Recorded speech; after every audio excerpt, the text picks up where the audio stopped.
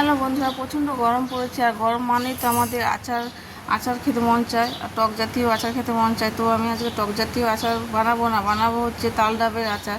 আর তাল ডাব তো টক নয়, তোমরা সবাই জানো। দেখো, বাজার থেকে তাল ডাবগুলো আনার পরে আমি পরিষ্কার করে নিয়েছি। উপরে যে একটা মোটা অংশ থাকে সেটাকে আমি পরিষ্কার করে নিয়েছি। পরিষ্কার করার পরে দেখো একদম হিরের মতো চকচক করছে।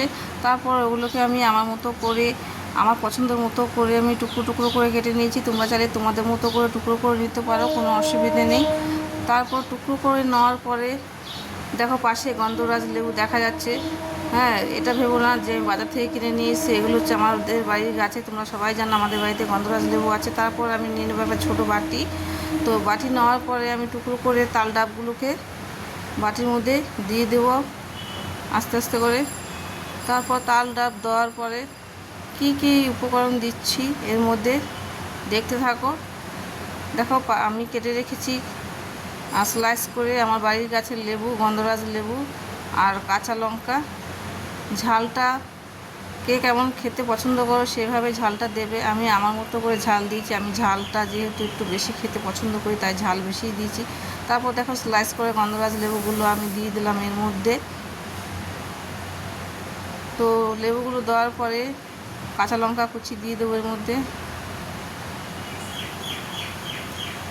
কাঁচা লঙ্কা আর গন্ধরাজ লেবুর গন্ধটা যা অপূর্ব লেগেছে না এই তালডাব মাখার মধ্যে, কি বলবো বন্ধুরা, তোমরা না খেলে বুঝতে পারবে না। একবার খেয়ে দেখো কেমন লাগে, তারপর আমাকে কমেন্টে জানিও। তারপর দিয়ে দেবো কাসুন্দি। কাসুন্দিটা অল্প করেই দেবো, কারণ যে গরমে কাসুন্দিটা অল্প খাওয়াই ভালো।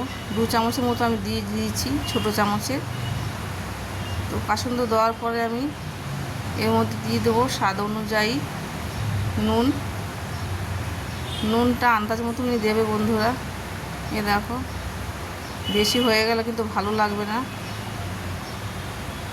তো সব উপকরণগুলো দেওয়ার পরে আমি একটা চামচ দিয়ে সেগুলোকে মিক্স করে নেব একসাথে। কাঁচা লঙ্কা আর গন্ধরাজের লেবুটা, গন্ধটা যা আসছে না, আমি চামচ দিয়ে নাড়াচ্ছি আর গন্ধটা যেন আমার নাকের ভিতরে তত বেশি করে আসছে। এত সুন্দর লাগছে, একদম ফ্রেশ লেবু, ফ্রেশ কাঁচা লঙ্কা। আমি বারবার করে বলছি তোমরা এটা একবার ট্রাই করে দেখো বাড়িতে। একবার খেয়ে বলবে যে না, হ্যাঁ সত্যিই স্বাদ। আমি এই ফার্স্ট টাইম বানালাম ঘরে। আমি কিন্তু কোনো দিন খাইনি এই তাল ডাব মাখা। আমি খেয়ে অবাক হয়ে গেছি যে এত স্বাদ লাগে খেতে, এত টেস্টি হয়েছে। তোমরা যারা তাল ডাব খেতে পছন্দ করো, অবশ্যই তাল ডাব তো আমরা সবসময় এমনি খেয়ে থাকি। তো এইভাবে একবার বানিয়ে খেয়ে দেখো কেমন লাগে। তো বন্ধুরা, আমার তাল ডাব মাখা যদি তোমাদের ভালো লেগে থাকে অবশ্যই কমেন্টে জানিও। আর তাল ডাব মাখা কে কে খেয়েছো এখনও যারা খাওনি, আর তাল ডাব মাখা আরও কীভাবে মাখলে টেস্ট বাড়ে সেটা আমাকে কমেন্টে জানিয়ে দিও। তো সবাই ভালো থাকবেন, সুস্থ থাকবেন, টাটা। ভালো তো অবশ্যই থাকবে। আর তারপর আমি এটা খেয়ে দেখি আমার কেমন লাগছে। প্রথমবার বলে কথা, দেখতে তো অপূর্ব সুন্দর লাগছে। কালারটা দেখো, সবুজ আর হোয়াইট কালারের মধ্যে কি সুন্দর লাগছে। আর সর্ষে কাসুন্দি, দেখতে অপূর্ব লাগছে কালারটা। কমেন্টে অবশ্যই জানিও যে কালারটা দেখতে কেমন লাগছে। আর একবার খেয়ে দেখি, খেয়ে তোমাদেরকে বলছি কেমন টেস্ট হয়েছে। জিভে জল চলে আসছে দেখে।